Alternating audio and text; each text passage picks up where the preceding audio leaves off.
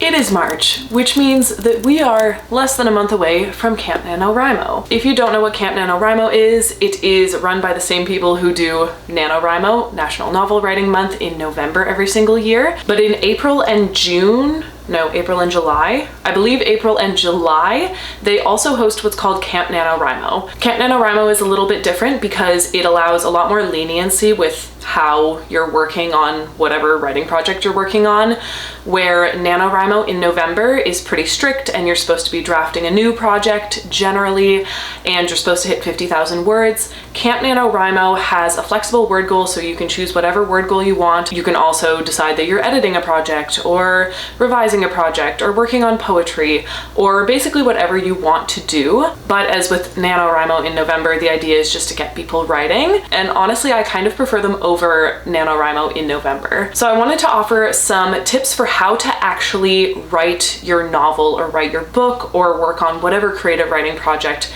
you are working on, and how to be successful during Camp NaNoWriMo this year. So my first tip to get the ball rolling is to take days off, which I know sounds like probably not the tip you were expecting to start with, but I'm a big fan of work-life balance, and that comes to creative projects as well. So when I say take days off, I mean at least at the bare minimum account for days taken off. It's one thing to think that you're going to write 1,000 words per day in April and be super excited and get over 30,000 words, but then if you end up not doing that, we all know how that feels when you don't hit your goals, and then you start getting behind and then you start to panic. So right off the bat, before you even start, plan for days off. And honestly, I would recommend to plan to be taking at least 2 to 3 days off per week. Maybe you don't work on weekends, or the first part of the week is super busy for you and you don't want to work on your novel the first 2 days.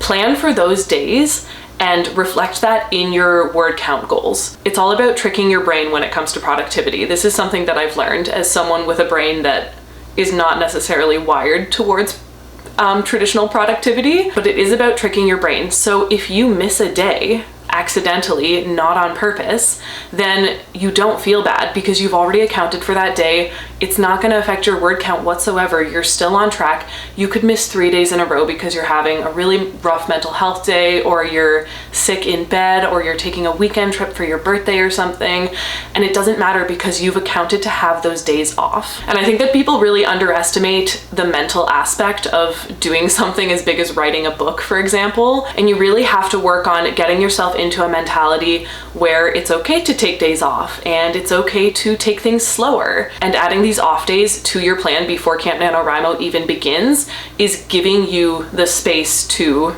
continue living your life and potentially miss a day here or there, but still stay on track and feel good and feel like you're succeeding, which we know that if we feel like we're succeeding, we get the happy hormones, we keep on going because we're like, this is great, I'm doing the thing. So tip number 1, take days off, or at least account for the days off. If you end up writing every single day, you're incredible, congratulations, and you're like 10 times better than what you even planned for. But account for the days off regardless, just in case. Because the NaNoWriMo events are focused around word counts and tracking words, I recommend tracking words in a way that is going to work for you. If you're new and this is the first time you've ever written a novel, it might be worth just using the NaNoWriMo word count tracker and seeing how that works for you.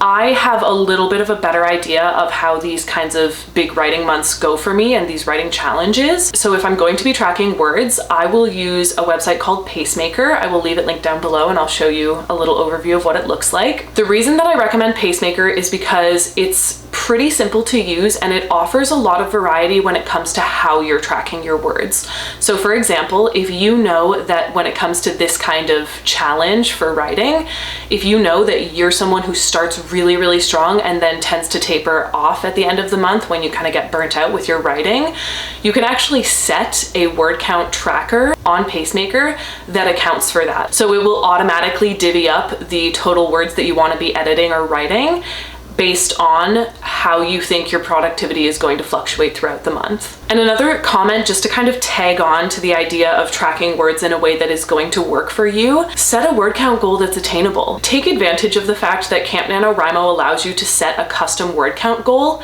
and don't set 50,000 if you don't have time or you don't think you're going to be able to hit a 50,000 word month. Because again, the goal is to trick your brain into thinking that you're winning, because that's what's going to motivate you to keep going and actually finish your novel. So in the past, when I've done camp, I've set my word goal to 30,000, but I'm pretty sure I've done a NaNoWriMo month where I used their tracker. I don't remember if it was camp, but I literally set the goal to 10,000 words. That's it. So take advantage of the fact that you have the freedom to join the camp community, take part in the event through the Camp NaNoWriMo website, but set a custom word count goal. Because when November rolls around, you know you have to do 50,000 because that's the name of the game in November. Take advantage of the fact that you don't have to do that this month. You could set a word count goal of 5,000 words. That's totally up to you. And no one should be judging you for that if you set a really low word count goal. And if they do judge you, tell me and I will find them and I will have a chat with them. That sounds very threatening. I am not that threatening, but also they're being a crappy person if they're judging you for having a super low word count goal. My third tip is to prep. We've heard this one before. You can check out my how to prep for a 10K day video. There are also incredible videos here on YouTube around AuthorTube that you can use as resources for knowing how to prep for a big writing month like Camp NaNoWriMo or NaNoWriMo. I will leave some of them linked down below so that you can check out those resources. But genuinely, prepping is so helpful. If you put the work into prepping and put a bit more work into preparing to actually write the project, it will be so much easier to get those words when the time comes to actually start writing them. I also wanted to mention, because I know that some of us are pantsers, some of us are plantsers. I am a plantser, potter-ish sometimes, I don't know, depends. If you are a pantser that hates plotting, I do have a couple recommendations as well to get yourself through Camp NaNoWriMo. That includes allowing yourself to jump around. So write scenes that you want to write scenes that are coming to you. If the story is coming from an entirely different scene that's at the end of the book, write that scene. If you're almost at the end of your novel and you're pantsing it and you think of a scene that's a really good one that should have been in the beginning, start pantsing that scene. Allow yourself to jump around because you know that you're a pantser, and honoring that kind of writing strategy that works best for you is going to be the best thing for you when you're trying to hit these big word count goals. I also recommend just writing out dialogue or just writing out anything but dialogue, depends on what your strong suit is. But if you're a pantser and you're seeing the scenes in your head but you have no idea what the setting is or what just happened or where they are or anything like that, but you know the dialogue and you know the words that need to be exchanged between characters, write that. That's kind of on the same realm as like jumping around and allowing yourself to do that, but like break the rules. You don't have to write everything that's going to be happening in a scene. You can literally just write the dialogue that people are saying and then flesh out the rest later. Sometimes what I like to do as well, if I haven't plotted further ahead and I'm doing more of a pantsing approach, is I'll write backstories. I love writing backstories. If I'm struggling with a character, if I'm struggling with something that's going on, I will literally switch to a new document and write a backstory for whatever is happening. And then I get to write kind of like a little short story. So prep to the best of your ability. That's always going to help you in big writing events like the NaNoWriMo ones. And if you're a pantser, just break all the rules. Write whatever you want, write the backstory, write the dialogue, write the setting, write in full detail about this one magical tree that has a big role in the story and that's what you feel like writing. Really follow the pantser intuition in this kind of big word count goal event. Did I explain that well? Tip number 4 is getting thrown in here because I feel like NaNoWriMo, the website, like the organization, has a ton of incredible resources that I personally have missed for a long time, and then I notice them every once in a while and I'm like, oh, these are incredible resources. So for example, Camp NaNoWriMo has different tracks that you can follow depending on what kind of story you're working on, what part of the story you're at. Head over to the NaNoWriMo website and check out the resources that they have. They have a Nano Prep 101 document that was super helpful that I used when I was prepping for Between the Waves. But they have those resources and I feel like those resources get missed very often because, to be fair, if you sign up for their emails, sometimes I feel like they can get overwhelming because they send quite a few of them around the event times. And if you're someone like me, you definitely don't read the full email, but those resources do exist and they genuinely are really, really great resources. So take advantage of those as well. And my fifth tip for writing a novel for Camp NaNoWriMo this year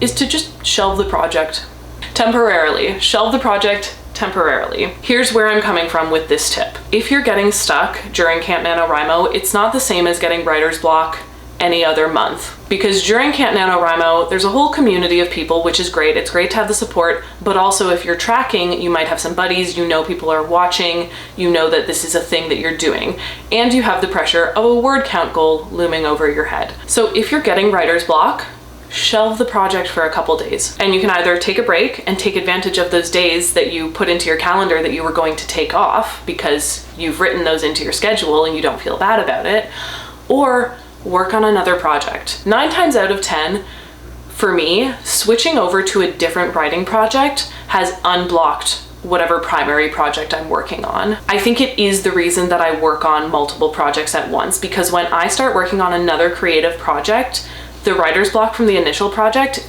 disappears. I'll be working on Project Raven, which is like a dark academia fantasy romance project, and I'll get an idea that fixes a writing block that I have for Between the Waves. They're completely unrelated stories, but if I hadn't allowed myself to switch over to that project, I may have never come across the solution for the primary project that I'm working on. And if you're working on another project, you're still writing words, so those are still going to count towards your overall word goal. Which leads me into my final comment before I end this video, and that comment is don't make it harder than it needs to be. I feel like so many people are stuck in a structure of, for example, during NaNoWriMo, I have to write 1,667 words every single day in order to hit that word count or I'm a failure. And it has to be in my main draft manuscript. It can't be anything else. And the same goes for Camp NaNoWriMo. I feel like people set these goals and then they're so strict about them that they make themselves feel bad when they're not hitting those goals. And when you feel bad, not everyone, but most of us lose a lot of the motivation to keep on going. When it comes down to it, I would rather be lenient with myself and let myself take days off, let myself rest, let myself shelve a project and work on another one that I'm more excited about in order to get the creative ball rolling again. I would rather give myself the space to explore my creative process when it comes to whatever project I'm working on. I would rather do all of that than force myself to hit those word counts every single day, not give myself any rest days, be super strict about which project I'm applying the word counts from, and ultimately burn myself out and force myself into being a little bit bitter about the project that I'm working on because I'm forcing all of these things on myself. So just don't make it harder than it is. It's Camp NaNoWriMo. You can do whatever you want to hit those word counts. I say so. So if anyone says that's not how it works, you just tell them that Kayla said so. And then they'll be like, who the heck is Kayla? And you'll be like, she's a girl on the internet. And that conversation will go over well.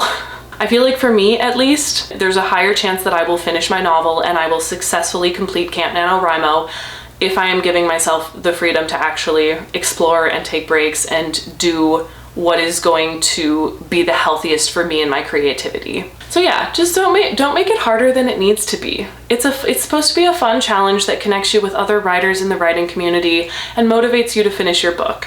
So don't make it more difficult than it needs to be, because that's how you burn out and that's how you make it a negative experience for yourself. I hope that these tips were helpful. I'm gonna have a vlog probably next week of me prepping for Camp NaNoWriMo. I will potentially finish Between the Waves Draft 2 before Camp NaNoWriMo begins, which means that I will be working on a new project during Camp Nano while I read through the drafts of Between the Waves during April. So we're gonna have a vlog about that next week, I believe. So I hope that these tips could be helpful. Thank you all so much for watching this video. Don't forget to smile, and I will see you all in the next one.